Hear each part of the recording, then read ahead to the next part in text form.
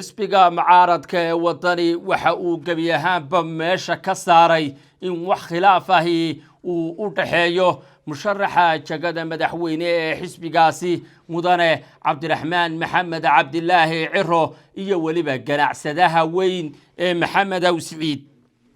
arrintan ayaa timid kadib markii ganacsadahan la sheegay in uu ka mid ahaa dadkii sida weyn u baritaaray doorashadii aqalka madaxtooyada madaxweyne muuse biixi cabdi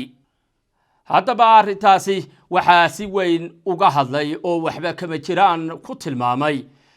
afhayeenka xisbiga mucaaradka ee wadani xildhibaan barkhad jaamac batuun maxamed awsiciid isaga iyo xisbiga wadani wax ka dhaxeeya ma jirto waxaan u aragnaa nin muwaadina oo Somalilandera oo hantidiisa Somaliland gashaday oo ay tahay runtii in lagu hambaliyeeyo oo dadka ugu runtii waxtarka badan leh dadka ah isaga ganacsada kastaba dabcan qofku way dhici karaysaa markuu meel taagan yahay inuu qof dareen u muujiyo uu taageero taamicneedu ma hadeen lagu culaadiyo oo codad loogu qaado waa xuquuq dastuuriya qofku inuu aragtiisa taageeranimada u muujiyo anu waxaan ogahay ninkan imika musharaxa wadnay cabdiraxmaan ciro Somaliland ogta nin caadifiin aanu hayn nin cid cadaw qabayn aanu hayn nin ciil qabayn aanu hayn nin cuqdadaysan aanu hayn nin weyn oo Somaliland inuu hago ummadeedu isku wadaayta bari hadduu madaxweyne noqdo isaga waajibka saaran waxa weeyaan maxamed awsiciid hantidiisa ummadda Somaliland iyo cid kastaba inay dawladdiisu ilaaliso مسؤولية كلا صار واحد ويان إنه أضيء ومضاد نقضه وإنه عد قارد أنه هو أديك مركا أدي أنو كوجنا هاي نين أرجوس وضع أما حون أما بقضي يعرف تأكتي سمانو تاجنين أن وحنا السجا أمهيمة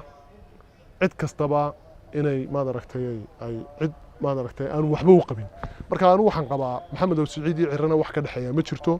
حسب جودني يا محمد أوسعيدنا وحكد حياة متشرتو وأنا شرف عنو هاينا وأنا جنا عصدا مربو قف تاجري يو مشرح بو تاجري تحق بولها هدوي مكان موسى بيحي باشك تيو مدحوينه مشرح لبعض أما مشرح كلا أما مشرح يرى تاجر عد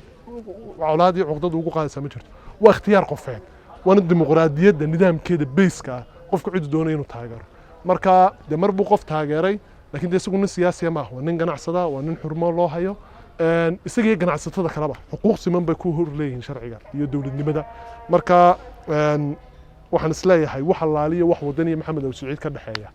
beritoole dawladda wadana haday dhalatana xuquuqda kale ee muwaadiniinta iyo kambaniyadoodu leeyihiin mid lamida oo dastuurku damaanad qaaday buu leeyahay cirana nin waxa ay qalbigiisa taabanaysa maaha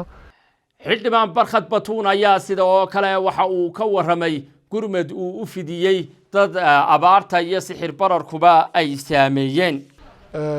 baaqayguna wuxuu buu yahay waxaan ilaahay subxaanahu wa ta'aala dirtii baynu u wadaynaa dadka Somaliland dawladda ganacsatada in la iswada kaashado